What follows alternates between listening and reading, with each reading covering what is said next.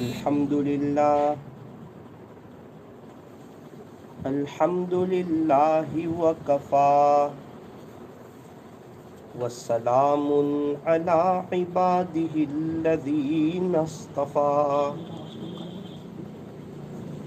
أما بعد فأعوذ بالله من الشيطان الرجيم بسم الله الرحمن الرحيم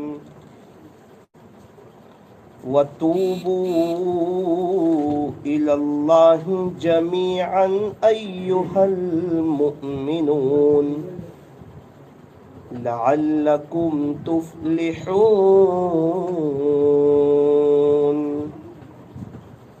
صدق الله مولانا العظيم وقال النبي صلى الله عليه وسلم لا تحقرن من المعروف شيئا رواه مسلم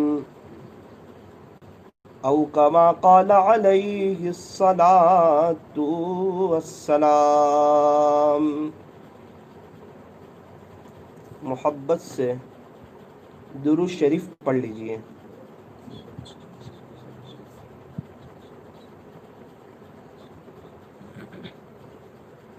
اللہ تبارک و تعالی ہمارے درود شریف پڑھنے کو قبول فرمائے. اللہ ہمارے بیٹھنے اور جمع ہونے کو قبول فرمائے، اور اللہ تعالی ہمیں موت تک ایسی دینی مبارک مجلسوں میں بیٹھنے کی توفیق اور سعادت نصیب فرمائے. میری محترم دینی ماؤں اور بہنوں، آج جمعہ کا دن ہے، اور جمعہ کا جو دن ہوتا ہے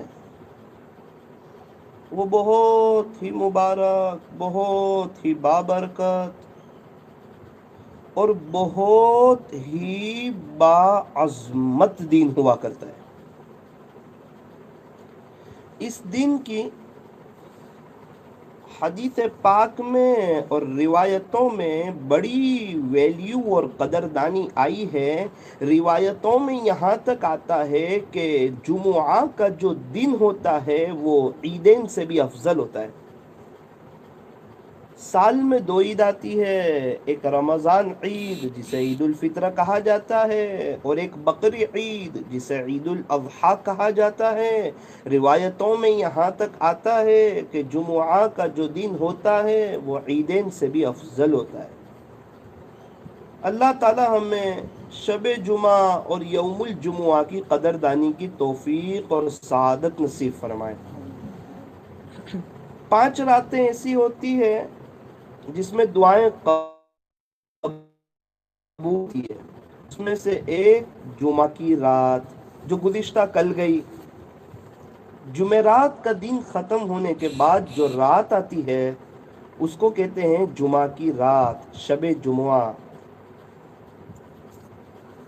میری دینی ماؤں بہنوں، جس طرح مہینوں میں رمضان المبارک کا مہینہ افضل، راتوں میں شب قدر اور عرفات کی رات افضل، وقتوں میں فجر کی نماز کے بعد کا وقت اور عصر کی نماز کے بعد کا وقت یہ افضل، اسی طرح دنوں کے اعتبار سے جمعہ کا جو دن ہوتا ہے وہ افضل اور قیمتی دن ہوتا ہے. یوں فرمایا کہ جمعہ کا جو دن ہوتا ہے وہ سید الایام ہوتا ہے، دنوں کا سردار ہوتا ہے. انسان جیسا جمعہ گزارتا ہے اللہ ویسا پورا ہفتہ گزارنے کی توفیق اور سعادت نصیب فرماتے ہیں. ایک سوال ہوتا ہے کہ رمضان کے مہینے میں ہم کون سا عمل زیادہ کریں؟ فرمایا کہ قرآن شریف کی تلاوت زیادہ کریں. مکہ مکرمہ میں ہوں تو کیا کریں؟ فرمایا کہ طواف زیادہ کریں. اور جمعہ کا دن ہو، جمعہ کی رات ہو، تو ہم کون سا عمل زیادہ کریں؟ فرمایا کہ ہم درود شریف زیادہ پڑھیں۔ درود شریف کا پڑھنا یہ انسان کو کہاں سے کہاں لے جاتا ہے؟ یہ تمام اللہ والوں کا متفقہ وظیفہ ہے۔ دیکھو میری دینی ماؤں بہنوں، زندگی جو بنتی ہے وہ عمل سے بنتی ہے۔ اچھی باتیں تو دیواروں پر بھی بہت لکھی ہوتی ہیں، واٹس ایپ پر بھی بہت آتی ہے، موبائل کی گیلریاں بھی بھری ہوئی ہیں، لیکن زندگی جو بنے گی وہ عمل کرنے سے بنے گی۔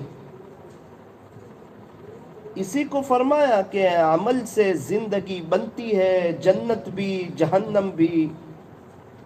یہ خاکی اپنی فطرت میں نہ نوری ہے نہ ناری ہے عمل لازم تکمیل تمنا کے لیے، ورنہ صرف رنگین خیالات سے کیا ہوتا ہے۔ جب دل ہی بے عمل ہو تو جذبات سے کیا ہوتا ہے۔ جب زمین ہی بنجر ہو تو برسات سے کیا ہوتا ہے۔ میری دینی ماؤں بہنوں، اصل چیز ہے عمل۔ ایک کتاب ہے، اس کا نام ہے کہ عمل سے زندگی بنتی ہے۔ جتنے اللہ والے گزرے سب کی زندگی میں عمل تھا۔ ہمیں چاہیے کہ ہم بھی عمل کریں، عملی زندگی بنائیں، درود شریف کثرت سے پڑھیں۔ درود شریف کے پڑھنے سے دل کے اندر نورانیت آئے گی، اور یہ وہ نورانیت ہے جو انشاءاللہ ہمیں شریعت اور سنت پر چلائے گی۔ میرے ایک دوست کا انتقال ہو چکا جوانی کی حالت میں، جوانی میں روزانہ 5000 مرتبہ درود شریف پڑھتے تھے۔ ہمارے حضرت رحمت اللہ علیہ روزانہ 12000 مرتبہ درود شریف پڑھتے تھے۔ کیا بات ہے؟ فرمایا موت سامنے ہے، آخرت سامنے ہے، دنیا کا دھوکہ سامنے ہے۔ پتہ ہے کہ یہ دنیا دھوکے کا گھر ہے، یہ مچھر کا پر ہے، یہ مکڑی کا جالا ہے، یہ چھوڑ دینے کی جگہ ہے، یہ دل لگانے کی جگہ نہیں، جگہ جی لگانے کی دنیا نہیں ہے، یہ تو عبرت کی جا ہے، تماشا گاہ نہیں ہے۔ عقل مند تو یہاں سے عبرت حاصل کرتا ہے۔ ابھی اس عاجز کا ایک سفر ہوا، ایک چچا سے ملاقات ہوئی تو کہنے لگے الحمدللہ پچھلے 8 یا 10 سال سے روزانہ پابندی سے 30,000 مرتبہ درود شریف پڑھتا ہوں۔ 50,000 تک بھی ہو جاتے ہیں، لیکن 30,000 سے کم نہیں ہوتے۔ کہنے لگے مولانا صاحب میرے لیے دعا کرنا کہ اللہ مجھے 50,000 سے زیادہ مرتبہ پڑھنے کی توفیق عطا فرما دے۔ میں نے کہا چچا آپ ہمارے لیے دعا کر دیں کہ کم سے کم ہم اتنی مرتبہ ہی پڑھ لیں۔ میری دینی ماؤں بہنوں، جب بندہ پڑھنا شروع کرتا ہے، طے کرتا ہے، تو اللہ تعالیٰ اس کے وقت میں برکت ڈال دیتے ہیں۔ پھر وہ بندہ کم وقت میں بڑے پیمانے پر آخرت کی تیاری کر کے اللہ کو راضی کرتا ہوا اس دنیا سے چلا جاتا ہے، اور ہمیشہ ہمیشہ کے لیے وہ بندہ کامیاب ہو جاتا ہے۔ اگر ہم لوگ بھی طے کریں ہر مجلس میں درود شریف درود شریف درود شریف، اس کی اہمیت بہت زیادہ ہے، بہت اہمیت ہے۔ دیکھو جیسی زندگی ہوتی ہے ویسی موت ہوتی ہے۔ ریاض میں ایک ٹیکسی ڈرائیور تھے، وہ درود شریف بہت پڑھتے تھے۔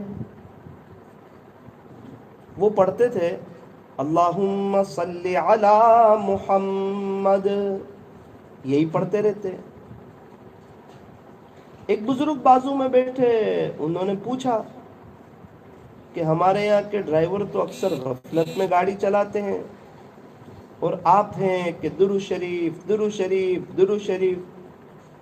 کہنے لگے کہ حضرت آپ لوگ تو کہتے ہو کہ جیسی زندگی ہوگی ویسی موت ہوگی، ہم تو اپنی آنکھوں سے دیکھ کر آئے. کیا دیکھا؟ حضرت میرا بھائی تھا، وہ ٹرک سے جو بوریاں اترتی تھی جو چاول وغیرہ کی ہوتی ہے اس کو گنتا تھا. 1 2 5 10 15 20، 1 2 5 10 15 20. پھر جب اس کے انتقال کا وقت آیا تو ایک آدمی نے ٹرک پر سے جو بوری پھینکی تو اس کے اوپر گری، وہ اتنی وزنی تھی کہ یہ دب گیا.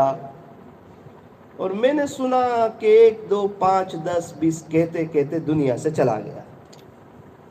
تو مجھے اچھی طرح سمجھ میں آ گیا کہ جیسی زندگی ہوگی ویسی موت ہوگی. تو اس وقت سے میں نے درود شریف پڑھنا شروع کر دیا تاکہ اللہ کرے کہ جب میرا آخری وقت ہو تو میں درود شریف پڑھتا پڑھتا اللہ کی رحمت میں پہنچ جاؤں، تاکہ میرے رب، میرے اللہ، میرے خالق، میرے مالک، میرے پالنہار جو کہ رب العالمین ہیں، احکم الحاکمین ہیں. اللہ تو بادشاہوں کے بادشاہ ہیں، شہنشاہوں کے شہنشاہ ہیں. وہ میرا اللہ مجھ سے خوش ہو جائیں، اللہ مجھ سے راضی ہو جائے. درود شریف تو ایک ایک مرتبہ پڑھنا بھی بہت قیمتی ہے. مرتبہ پڑھنا بہت قیمتی ہے. درود شریف معمولی چیز نہیں. ایک عورت کی بیٹی کا انتقال ہو گیا تھا. حضرت حسن بصری رحمت اللہ علیہ کی خدمت میں حاضر ہوئی.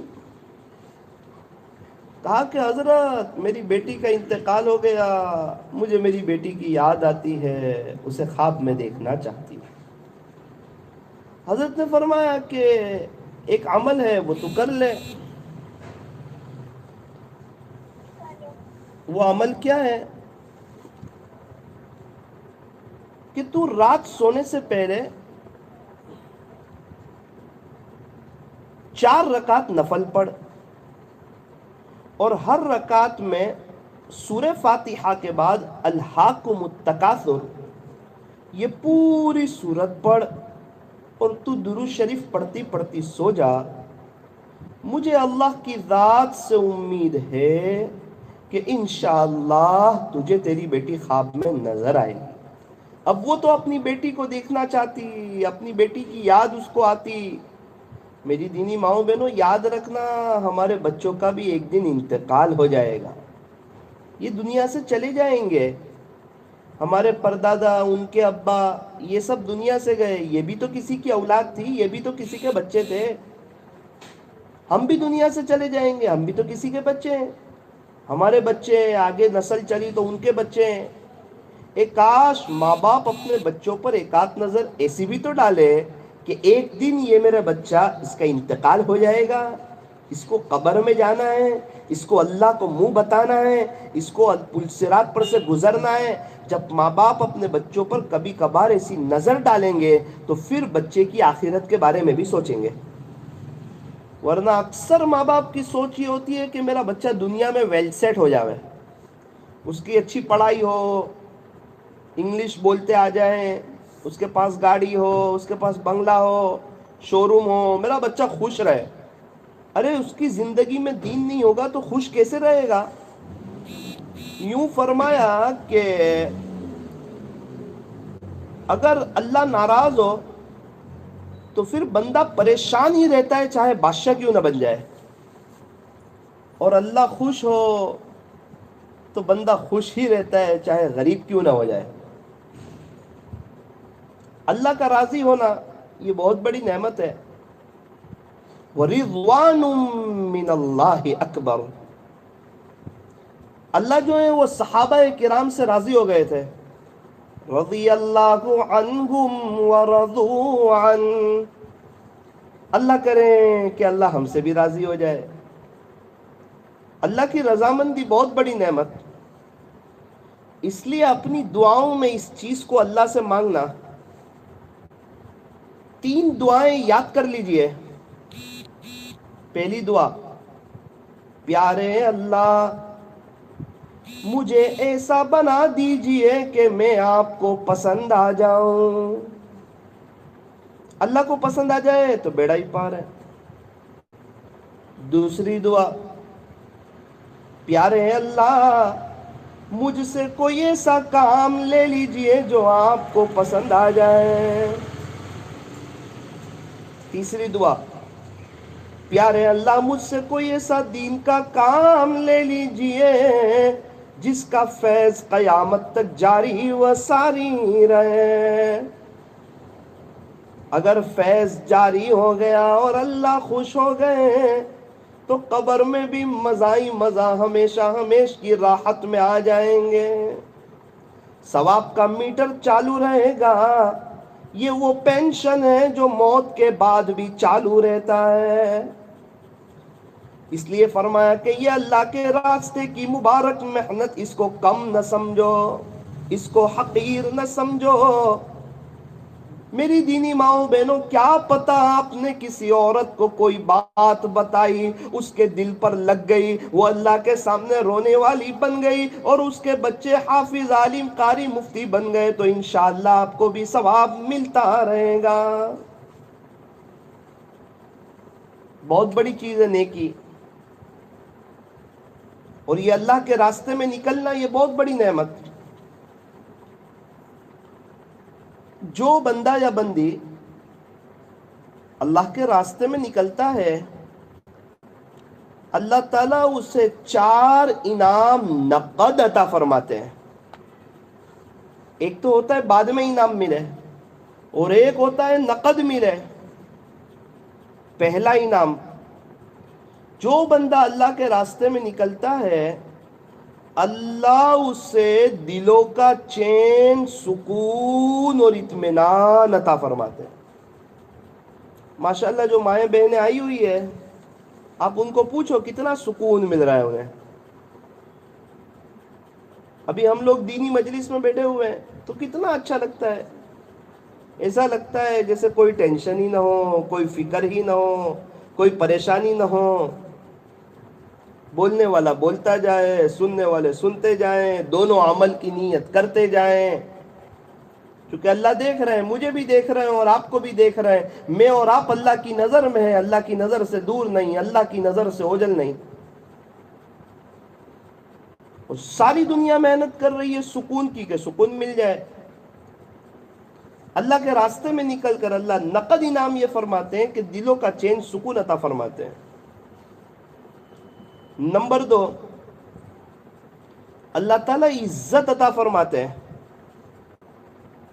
چاہے کتنا گنہگار مرد ہو یا عورت، جب پتا چلے کہ یہ اللہ کے راستے میں جا رہے ہیں تو لوگ دعا کا کہتے ہیں، آپ ہمارے لیے دعا کر دینا، چاہے وہ کتنا گنہگار ہو۔ کیا بات ہے کہ اللہ کے راستے کی برکت سے اللہ نے عزت عطا فرما دی۔ تیسری بات، اللہ تعالیٰ برکت عطا فرماتے ہیں۔ کتنی برکت؟ جب چلے کی جماعت جاتی ہے، سمجھو چلے کی جماعت گئی کیرلا 40 دن کی، کتنا خرچہ ہوا؟ 3500، 4000، 5000، پورے چلے کا خرچہ 5000۔ پھر چلے میں سے آنے کے بعد کوئی 3 دن جائے کیرلا تو 3 دن کا خرچہ ہوگا 9000۔ پورے چلے کا خرچہ 5000، اور پھر آنے کے بعد ذرا 3 دن جا کر کے دیکھیں تو اس کو پتا چلے گا کتنا خرچ ہوتا ہے۔ اور اگر چلہ چلا گیا تو 50,000 خرچ ہوگا اپنے اعتبار سے۔ تو اللہ کے راستے کی ایک برکت ہوتی ہے۔ تو میری دینی ماؤں بہنوں، جو بندہ اللہ کے راستے میں نکلتا ہے، اللہ اس سے 4 انعام نقد عطا فرماتے ہیں۔ نمبر 1، دلوں کا چین، سکون عطا فرماتے ہیں۔ نمبر 2، عزتیں عطا فرماتے ہیں۔ نمبر 3، برکت عطا فرماتے ہیں۔ نمبر 4، اللہ اس کی دعائیں بنی اسرائیل کے نبیوں کی طرح قبول فرماتے ہیں۔ کوئی معمولی بات ہے؟ بنی اسرائیل کے انبیاء، ہو اللہ تعالیٰ نے ہمیں موقع دیا ہے، ہم اللہ سے مانگے، دل کھول کے مانگے، تہجد کی توفیق مانگے، اشراق چاش اوابین کی توفیق مانگے، نماز کا خشوع اور خضوع مانگے، اللہ کا دھیان مانگے۔ 6 نمبر یہ اللہ سے مانگے کہ اللہ ایمان کامل عطا فرما، خشوع اور خضوع والی نماز عطا فرما، علم نافع عطا فرما، ہر وقت آپ کی یاد میں رہنے کی توفیق عطا فرما، اچھے اخلاق عطا فرما، اخلاص عطا فرما، راہ خدا میں وقت لگانے کی توفیق عطا فرما۔ اے اللہ مجھے لایانی چیزوں سے بچا۔ تو اللہ تعالیٰ سے دعا کریں۔ میری دینی ماؤں بہنوں، میں تو یہ عرض کر رہا تھا کہ اولاد یہ اللہ کی بہت بڑی نعمت ہے۔ ان سے پوچھو جن بیچاروں کے یہاں بچے نہیں، وہ تڑپ رہے ہیں، وہ بے چین، وہ پریشان، اور ان کی سوچ کہ کاش اللہ مجھے ایک اولاد دے دے۔ عجیب حال ہے، جس کے یہاں بچے نہیں وہ تو پریشان ہے، اور جس کے یہاں بچے ہیں وہ بچے کو تانا دے رہے ہیں، بد دعا دے رہے ہیں، اور پریشان، ٹینشن میں، ڈپریشن کا شکار کا بچے بہت پریشان کرتے ہیں۔ تو بچے پریشان نہیں کریں گے تو کون گھر میں بڑے پریشان کریں گے؟ بچے مستی نہیں کریں گے تو کون بڑے مستی کریں گے؟ تو بچہ مستی نہیں کرے گا تو موبائل لے کے بیٹھ جائے گا۔ تو اچھا ہے نا کہ بچہ ذرا مستی مذاق کرے، گھر میں کھیلے کودے، ذرا گرے پڑے، اس سے وہ بچہ مضبوط ہوگا، بچے کے اندر ہمت آئے گی۔ آج تو بچہ ذرا زیادہ سوال پوچھتا ہے تو ماں باپ ناراض ہو جاتے ہیں۔ ارے بچے کا زیادہ سوال پوچھنا، چھوٹے بچے کا، یہ اس کے ہوشیار ہونے کی علامت ہے کہ بچہ سمجھدار ہے، ہوشیار ہے، چالاک ہے، وہ سمجھنا چاہتا ہے۔ ہمارے یہاں گھروں کا عجیب حال ہے، 15 سال کے جوان کو جو کہ بالغ ہو چکا، ماں باپ فجر کی نماز میں یہ کہہ کر نہیں اٹھاتے کہ ابھی تو چھوٹا ہے، 15 سال کے جوان کو، اور 4 سال کے بچے کو صبح 7 بجے یہ کہہ کر اسکول بھیج دیتے ہیں کہ نہ اسکول تو جانا ہی پڑے۔ 4 سال کے بچے کو اسکول کے لیے ماں باپ اٹھا دیتے ہیں، اور 15 سال کے جوان کو یہ کہہ کر نہیں اٹھاتے فجر کی نماز کے لیے کہ ابھی تو بچہ ہے۔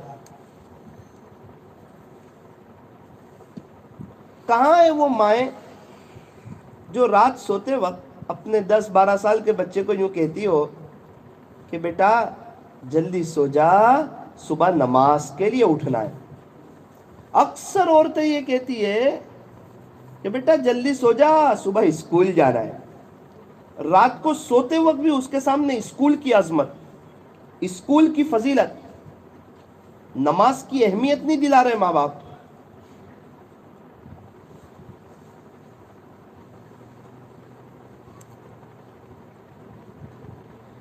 آپ نے دیکھا جب بچہ اسکول جاتا ہے، ٹیوشن جاتا ہے، میں منع نہیں کرتا، یہ بڑا اہم کام ہے،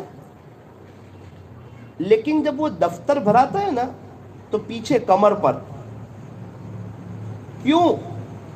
اس بچے کو پتا ہے کہ یہ چیز میرے ساتھ آنے والی نہیں ہے، یہ پیچھے رہنے والی چیز ہے، اس لیے کمر پر دفتر بھرا کر جاتا ہے۔ اور ایک 4-5 سال کا بچہ مکتب میں آتا ہے نا تو سپارہ بھی سینے پر رکھ کر آتا ہے، کیونکہ اس کو پتا ہے کہ یہ چیز میرے ساتھ جانی ہے۔ اب ماں باپ ہیں کہ بچے کے دل میں اسکول ٹیوشن کی عظمت بڑھا دیتے ہیں اور مکتب کی اہمیت کم کر دیتے ہیں۔ وہ کیسے؟ بچے کی صبح کی اسکول، ماں اٹھ گئی، بچے کو اٹھا رہی، بچہ کہنے لگا امی مجھے 5 منٹ سونے دو، سونے دے رہی، اس کے لیے گرم پانی کیا، اس کو غسل کرایا، ناشتہ بنایا، ناشتہ باکس رکھا، اس کا ہوم ورک چیک کیا، اس کا بیگ چیک کیا، اور رکشہ والے آئے اس کو نیچے تک رکھنے کے لیے گئی، سلام کیا، اللہ حافظ کہا بیٹا اپنا دھیان رکھنا، محنت سے پڑھائی کرنا۔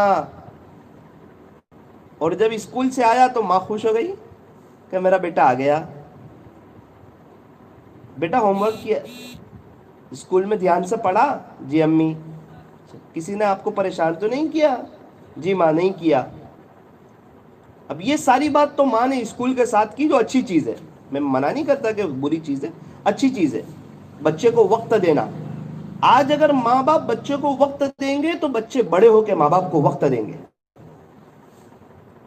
لیکن غلط کہاں کیا؟ ایک دن اسکول کی چھٹی ہے اور مدرسہ صبح کا ہے، مکتب، اب ماں نے اٹھایا، چل بیٹا جلدی اٹھ، استاد ماریں گے. وہ استاد ہے، وہ قصائی تھوڑی ہے کہ ماریں گے. 2 ہاتھ اللہ نے دعا کرنے کے لیے دیے، حضور کے مہمانوں کو مارنے کے لیے تھوڑی دیے.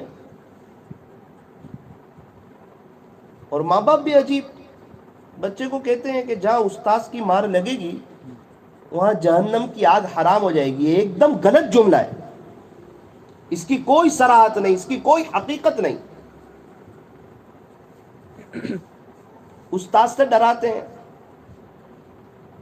اب ماں غسل نہیں کرا رہی، ماں ناشتہ نہیں دے رہی، سبق کا نہیں پوچھ رہی. بیٹا جلدی اٹھ، ہاتھ منہ دھو اور مدرسے چلا جا، بہت لیٹ ہو گیا ہے، استاد ماریں گے. اب بچہ سمجھتا ہے کہ اسکول کے لیے میری ماں نے پونا گھنٹہ لگایا تھا اور مدرسے مجھے 5 منٹ میں بھیج دیا، اس کا مطلب نعوذ باللہ اسکول کی تعلیم اہم ہے اور مکتب کی تعلیم یہ اہم نہیں ہے. نعوذ باللہ. یہ ماں باپ کا عمل یہ بچوں کو استحزار دلاتا ہے. میری دینی ماؤں بہنوں، آپ بتاؤ کل کو اٹھ کے آپ کو کون پڑھ کے بخشے گا؟ کون آپ کے لیے ایصال ثواب کرے گا؟ کون آپ کے لیے دعائیں مغفرت کرے گا؟ کون آپ کی قبر پہ آ کے روئے گا؟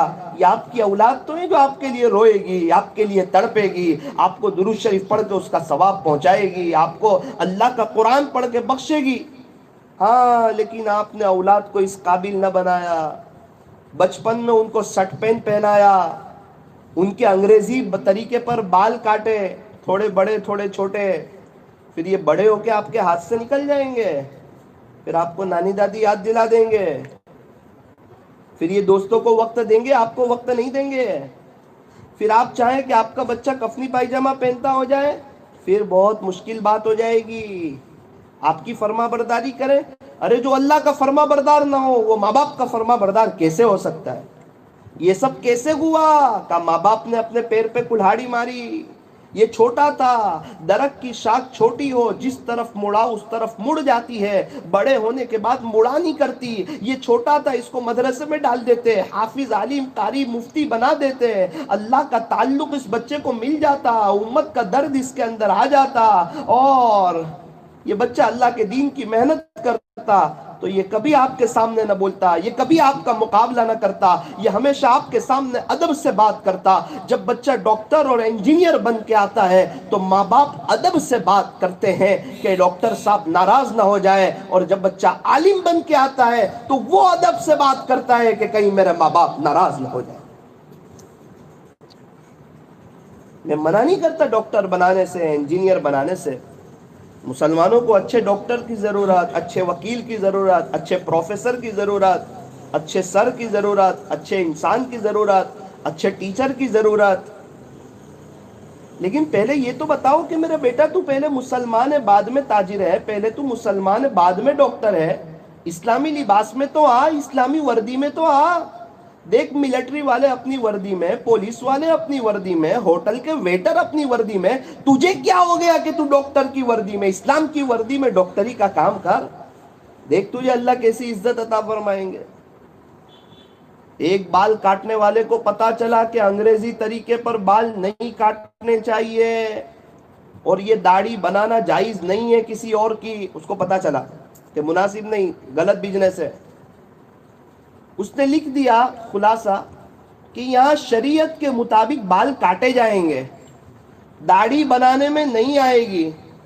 تو بہت لوگوں نے اس کو تقریباً تانا دیا کہ اب تیری دکان نہیں چلے گی، یہ ہو جائے گا وہ ہو جائے گا. لیکن اللہ کی ذات پر بھروسہ، شریعت اور سنت پر چلنے کا ایک شوق اندر سے، پھر کیا ہوتا ہے کہ اس کی دکان بھر گئی. سب دیکھتے رہ گئے. کیا ہوا؟ جتنے نیک لوگ تھے نا اللہ نے سب کے دل میں ڈال دیا کہ یہ بہت اچھا انسان ہے، اس سے بال کٹوانے چاہیے. تو شریعت اور سنت پر چلنے سے ترقی ہوتی ہے، انسان نیچے نہیں آتا، مقدر کی روزی کم نہیں ہوتی. آپ کہیں گے بچہ زیادہ پڑھے گا تو زیادہ روزی ملے گی، نہ نہ نہ نہ نہ. 80% مالدار انگوٹھا چھاپ ہے، کروڑوں پتی. 80% مالدار انگوٹھا چھاپ ہے، اور اچھے اچھے ایجوکیٹ 10-10 ہزار میں ان کے یہاں نوکری کرتے ہیں. اس سے پتا چلا کہ دنیا بقدر مقدر ہے. میری دینی ماؤں بہنوں، میں آپ سے یہ کہنا چاہتا ہوں کہ یہ بچے اللہ کی بہت بڑی نعمت ہے. جس کے یہاں بچے نہیں ان کو پوچھو, جس کے یہاں بچے نہ ہو وہ کیا کریں؟ تو کہا وہ اللہ سے دعا کریں, اللہ پر بھروسہ کریں, میاں بیوی روزانہ 313 مرتبہ استغفر اللہ پڑھیں اور اللہ سے اچھی امید رکھیں. اور جس کے یہاں بچے ہو, کتنے ایسے ماں باپ ہیں کہ ان کے بچے کو نظر نہیں آتا, نابینا ہے. کتنے بچے گونگے بہرے ہیں, ماں باپ نے لاکھوں روپے خرچ کیے, ان کا علاج نہیں ہو رہا. اور ہمارے الحمدللہ بچے صحیح سالم ہیں لیکن ماں باپ کو احساس نہیں. تو میری دینی ماؤں بہنوں, ایک بڑا مجمع یوں کہتا ہے کہ ماں کی گود پہلا مدرسہ ہے. نہ نہ نہ نہ, ماں کا پیٹ پہلا مدرسہ ہے. جو 9 مہینے بچہ اندر رہتا ہے اور ماں جو اللہ کا ذکر کرتی ہے, قرآن شریف کی تلاوت کرتی ہے, اس کے اثرات بچے کے اوپر پڑتے ہیں. اور پھر ماں اگر وضو کے ساتھ دودھ پلائے, اللہ کا ذکر کرتی کرتی دودھ پلائے. میں آپ سے ایک سوال پوچھتا ہوں کہ جو ماں وضو کے ساتھ اللہ کا ذکر کرتی ہوئی دودھ پلائے اور جو ماں واٹس ایپ چلاتی چلاتی دودھ پلائے, کیا دونوں کے بچوں کی تربیت میں فرق نہیں ہوگا؟ ایک استاذ دھیان سے پڑھا رہا ہے اور ایک استاذ موبائل لے کے پڑھا رہا ہے, کیا دونوں بچوں کی تربیت میں فرق نہیں ہوگا؟ زمین اور آسمان کا فرق ہو جائے گا. حضرت خواجہ صاحب نے, خواجہ معین الدین چشتی اجمیری رحمت اللہ علیہ نے بنگال کا سفر کیا. 7 لاکھ ہندو مسلمان ہوئے اور 70 لاکھ مسلمانوں نے آپ کے ہاتھ پر بیعت توبہ کی. گھر آئے بڑے خوش, ماں نے کہا بیٹا معین الدین بڑے خوش نظر آتے ہو, کیا بات ہے؟ کہا امی بنگال گیا تھا, سارا واقعہ سنایا. تو ماں نے کہا بیٹا معین الدین اس میں تیرا کوئی کمال نہیں, تیری ماں کا کمال ہے. کہنے لگی کہ امی آپ کا کیسے کمال ہے؟ فرمایا بیٹا معین الدین جب تو چھوٹا تھا نا, تیری ماں نے تجھے کبھی بھی بغیر وضو کے دودھ نہیں پلایا تھا. ایسے ہی کوئی خواجہ معین الدین بن جاتا ہے؟ ماں کی تربیت کا بڑا اہم کردار ہوتا ہے. پھلدار درخت پر پھل ہی آتے ہیں اور کانٹے والے درخت پر کانٹے ہی آتے ہیں. اللہ والوں کے پاس بہت سے ماں باپ اپنے بچوں کو لے کر آتے ہیں اور اللہ والوں کو کہتے ہیں حضرت اس کے لیے دعا کرنا. وہ اللہ والے اس کے ماں باپ کو دیکھ کر سوچتے ہیں کہ بچے سے زیادہ تو ماں باپ کے لیے دعا کرنے کی ضرورت ہے, چونکہ بچہ وہ نہیں کرتا جو ماں باپ کہتے ہیں, بچہ تو وہ کرتا ہے جو ماں باپ کو کرتے ہوئے دیکھتا ہے. ماں باپ کو سجدے کرتے دیکھے گا تو سجدے کرے گا, اور جب بھی ماں باپ کو وہ گھر میں موبائل لے کے بیٹا دیکھے گا تو وہ بھی موبائل لے کے بیٹھنا شروع کر دے گا. تو غلطی کس کی ہے؟ تو فرمایا ہماری ہے, جیسی کرنی ویسی بھرنی. کما تدین تدان, جیسا کرو گے ویسا بھرو گے. تو میری دینی ماؤں بہنوں, اپنے بچوں کی اچھی تربیت کرو, ان کے لیے دعائیں کرو, ان کو بد دعا نہ دو. بچے تو بچے ہی ہیں. اللہ تعالی ہمیں صحیح سمجھ عطا فرمائے, اپنے بچوں کی اچھی تربیت کرنے کی توفیق عطا فرمائے. مکہ مکرمہ کے امام شیخ عبد الرحمن سدیس وہ بیان فرما رہے تھے. بیان کرتے کرتے ایک واقعہ انہوں نے سنایا جس کا خلاصہ سنا رہا ہوں کہ ایک 10 سال کا بچہ تھا, اس کے یہاں مہمان آ گئے گھر میں. ماں نے سالن بنایا, بیٹے نے مٹی اٹھائی اور سالن میں ڈال دی. اب دسترخوان تیار, مہمان لوگ بیٹھنے والے, اور سالن میں مٹی ڈال دی. تو ہمارے یہاں کی مائیں ہوتی تو پتہ نہیں کتنے الفاظ عالیہ سے نواز دیتی, مار دیتی, برا بھلا کہتی, بد دعا دے دیتی. عجیب بات, جیسے ہی بچے نے مٹی یا ریتی سالن میں ڈالی تو بچہ, ماں نے ایک دعا دے دی. کتنا زبردست کام کیا بچے نے کہ ریتی ڈال دی, پورا سالن خراب کر دیا, ماں کی محنت پر پانی پھیر دیا. وہ کیسی ماں ہے جو سمجھتی تھی کہ بچے تو بچے ہی ہوتے ہیں, ہمارے جیسا دماغ ان میں نہیں آ سکتا. ماں باپ تو بڑے ہوتے ہیں نا, 20-25 سال 30 سال, وہ سوچے کہ بچے کے اندر یہ 30 سال ہمارا جو مائنڈ ہے وہ آ جائے. ارے وہ کیسے آئے گا, اس کی عمر ہی کم ہے. تو اس کی ماں نے دعا دی کہ بیٹا تو نے سالن میں مٹی ڈال دی نا, جا تیری ماں تیرے لیے دعا کرتی ہے کہ اللہ تجھے حرم شریف کا امام بنا. یہ کہہ کر شیخ عبد الرحمن سدیس رونے لگے اور کہنے لگے وہ شرارتی بچہ میں ہی تھا اور میں نے یہ غلطی کی تھی, اور آج آپ دیکھ رہے ہیں کہ میری ماں کی دعا کیسی قبول ہوئی کہ آج اللہ تعالیٰ نے مجھے حرم شریف کا امام بنا. کہاں ہے دعا دینے والی مائیں؟ کیوں مائیں بد دعا دے دیتی ہے؟ میری دینی ماؤں بہنوں, اپنے بچوں کو پڑھاؤ. 3 عورتیں پانی بھرنے کے لیے گئی. پہلے مشکیزے میں پانی لینے جاتے تھے کنویں پر. ایک بچے کا وہاں سے گزر ہوا. ماں نے کہا کہ دیکھو یہ میرا بچہ ہے نا, تقریباً 10ویں کلاس میں پڑھتا ہے. اچھا, بچہ وہاں سے چلا گیا. تھوڑی دیر کے بعد دوسری ماں کے بیٹے کا وہاں سے گزر ہوا. بیٹے نے بھی دیکھا کہ میری ماں ہے, تو اس نے اپنی دونوں سہیلیوں کو کہا یہ دیکھو میرا بیٹا جا رہا ہے نا, یہ کالج پڑھتا ہے. وہ بچہ بھی چلا گیا, ماں کو دیکھا چلا گیا. 10ویں پڑھنے والے بچے نے ماں کو دیکھا چلا گیا. کالج پڑھنے والے بچے نے ماں کو دیکھا کہ وہ پانی بھر رہی ہے, پانی اٹھا کر آئے گی, چلا گیا. اللہ کی شان, تیسری ماں کے بچے کا وہاں سے گزر ہوا. اس نے دیکھا کہ میری ماں پانی بھر رہی ہے اور یہ پانی اٹھا کر آئے گی, میری ماں پانی اٹھا رہی ہے. وہ دوڑتا دوڑتا گیا اور کہنے لگا نانا امی ایسا ہو ہی نہیں سکتا کہ آپ پانی اٹھائیں, یہ مشکیزہ میں اٹھاؤں گا. ماں نے کہا نا بیٹا میں اٹھا لیتی ہوں, ہم لوگ ساتھ میں آئے ہوئے ہیں. ماں تو ماں ہی ہوتی ہے. کہا نا امی آپ فکر نہ کریں, میں اٹھا کے لے جاؤں گا. تو وہ اس نے مشکیزہ اٹھایا اور اٹھا کر لے گیا. دونوں مائیں دیکھنے لگی. اس نے کہا کہ یہ میرا بچہ مدرسے میں پڑھتا ہے. تو اس کو بتایا کہ ماں باپ کون ہے. ایک بزرگ اپنی ماں کے ساتھ کھانے نہیں بیٹھتے. کسی نے کہا کہ حضرت آپ اپنی امی کے ساتھ کھانے نہیں بیٹھتے, کیا بات ہے؟ کہنے لگے مجھے ڈر لگتی ہے کہیں ایسا نہ ہو کوئی گوشت کی بوٹی میری ماں کو پسند ہو اور وہ میں کھا لوں, کہیں میرا اللہ ناراض نہ ہو جائے. آج تو عجیب بات, جس کے ماں باپ ہے وہ سامنے بول رہے ہیں, مقابلہ کر رہے ہیں, اور جس کے ماں باپ نہیں وہ رو رہے ہیں, تڑپ رہے ہیں, افسوس کر رہے ہیں کہ کاش ہمارے ماں باپ ہوتے, ہم ان کی خدمت کرتے, ان کا احترام کرتے, ان کا ادب کرتے.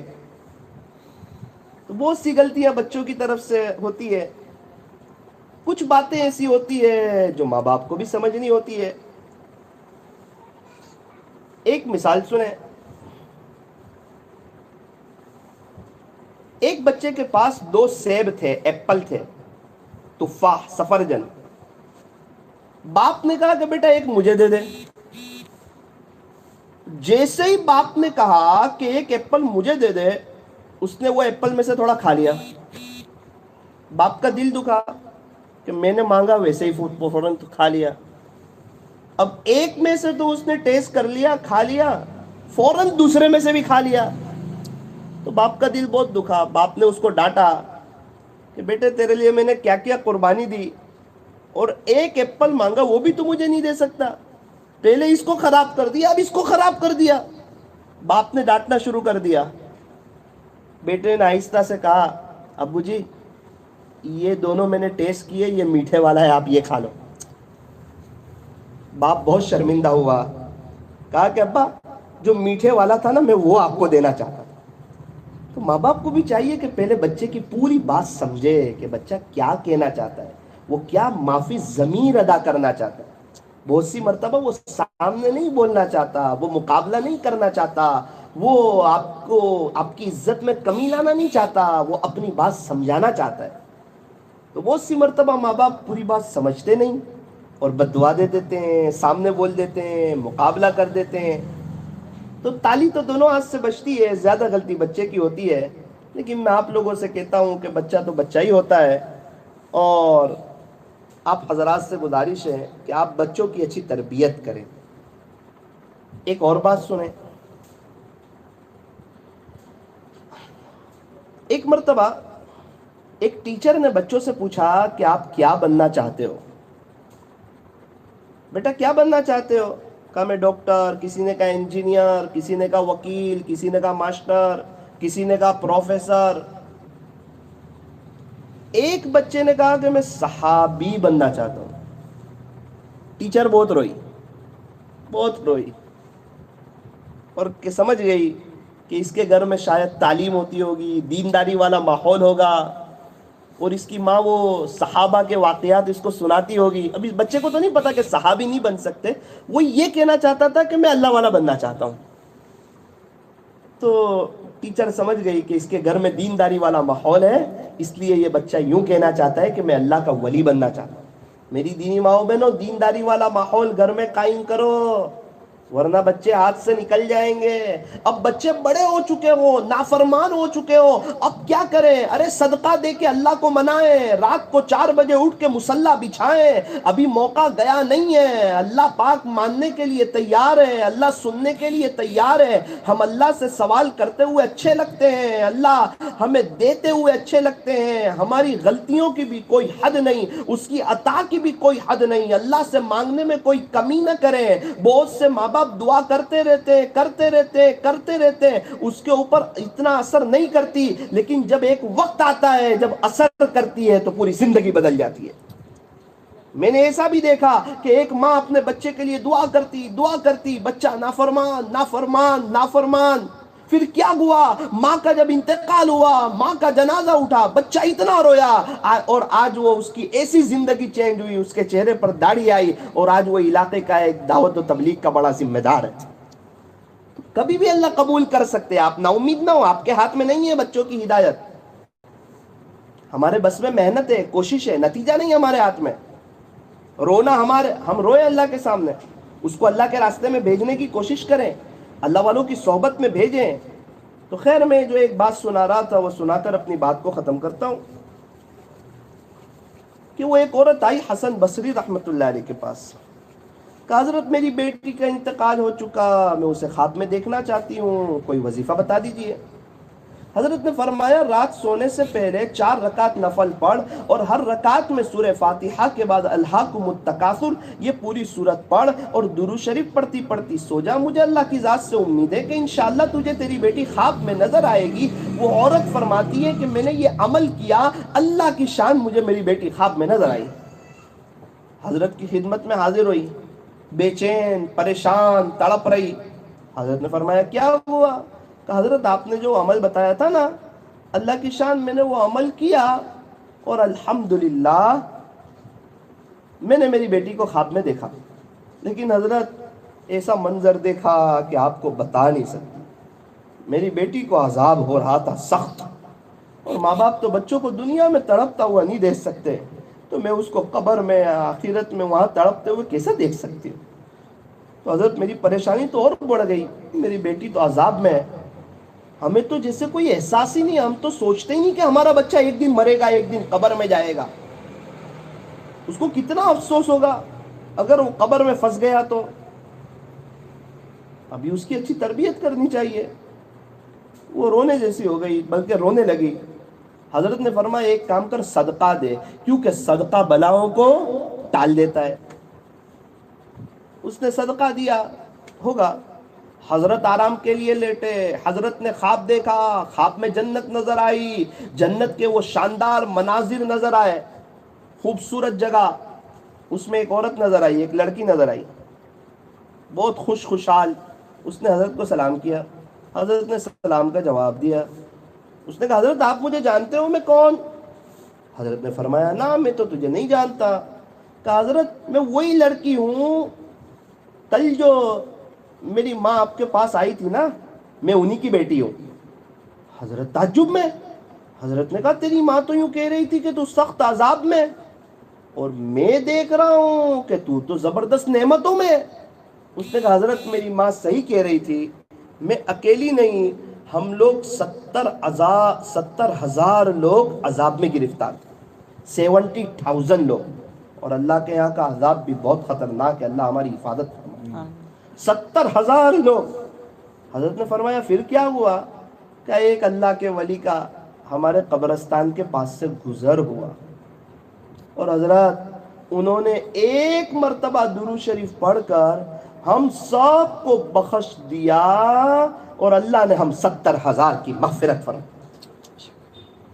درود شریف کوئی معمولی چیز نہیں. اللہ تعالی ہمیں بھی عملی زندگی بنانے کی توفیق عطا فرمائے. میری دینی ماؤں بہنوں، کچھ ارادے کرو، کچھ عزائم کرو.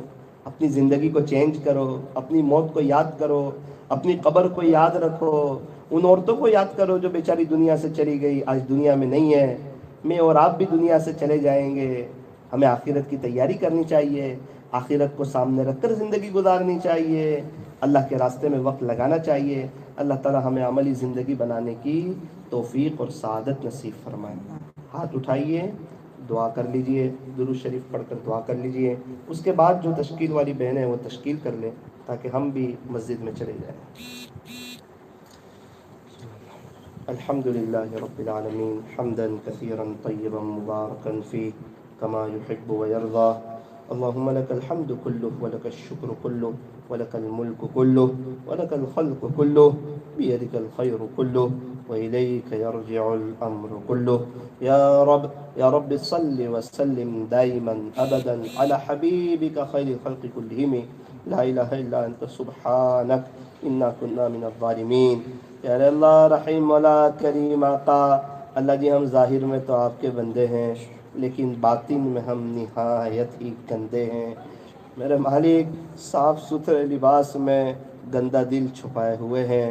یہ چہرہ جس پر لوگوں کی نظر ہوتی ہے کئی دفعہ صاف کرتے ہیں، مگر یہ دل جس پر آپ کی نظر ہوتی ہے اس کو ہم نے گندا کر رکھا ہے۔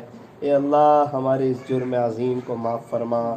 باری تعالیٰ ویسے تو یہ ہاتھ اٹھائے جانے کے قابل نہیں، یہ زبان سوال کرنے کے قابل نہیں، لیکن اللہ جی آپ سے نہ مانگے تو کس سے مانگیں، اور آپ سے نہ کہیں تو کس سے کہیں۔ ہم اللہ آپ ہی کو کہتے ہیں، ہم سجدہ آپ ہی کے سامنے کرتے ہیں۔ اے اللہ آپ ہی کے فضل سے ٹوٹی پھوٹی نیکیاں ہو رہی ہے، آپ ہی اس کو قبول فرما لیجئے۔ اے اللہ بے شک ہم بڑے گنہگار ہیں۔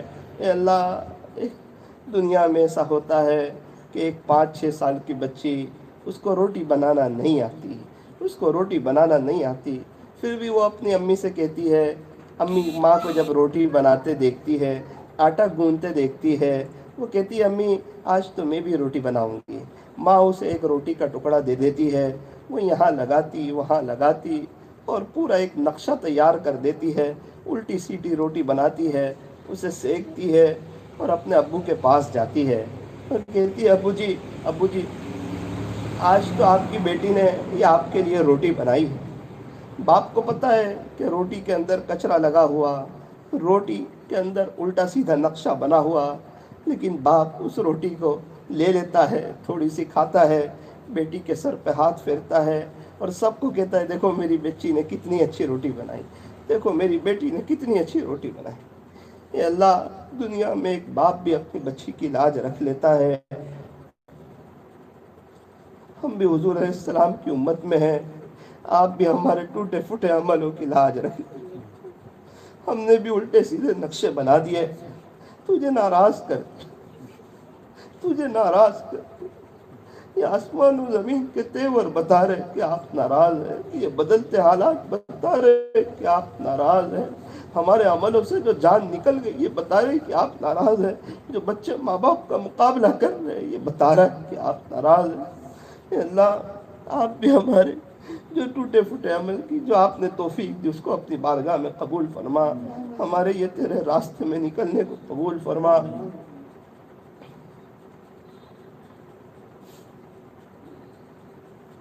اے اللہ بہت سی عورتیں بیٹھی ہوئی، یہاں مرد حضرات بیٹھے ہوئے، پتہ نہیں کتنوں کا دل ٹوٹا ہوگا، کتنے لوگ یہاں پریشان حال ہوں گے۔ بہت سی پریشانیاں ایسی ہوتی ہیں جو نہ کہہ سکتے ہیں نہ سہ سکتے ہیں، مگر اپنے دکھڑے آپ ہی کو سنا سکتے ہیں۔ اللہ ہر ایک کی پریشانی آپ جانتے ہیں، ہر ایک کی حالات کو آپ جانتے ہیں۔ میرے مالک آج تو جمعہ کا دن ہے اور جمعہ کے دن تو ہمارے یہاں سے فقیر بھی خالی ہاتھ نہیں جاتے، ہم تو آپ کی محبت کے فقیر ہیں اور ہم نے آپ کے سامنے ہاتھ پھیلا دیے ہیں، ماں و بہنوں نے بھی آپ کے سامنے ہاتھ پھیلائے ہیں۔ اے اللہ یہ اٹھے ہوئے کہ ہاتھوں کی لاج رکھ لے۔ اے اللہ یہ پورے مجمع میں سے کوئی ایک تو ایسا ہوگا جو آپ کی بارگاہ میں پسندیدہ ہوگا۔ ہماری زندگیاں تو غفلت میں گزر گئی، جان بوجھ کر گناہ کرتے ہوئے گزر گئی، غیبت کرتے کرتے، جھوٹ بولتے بولتے، تانا دیتے دیتے۔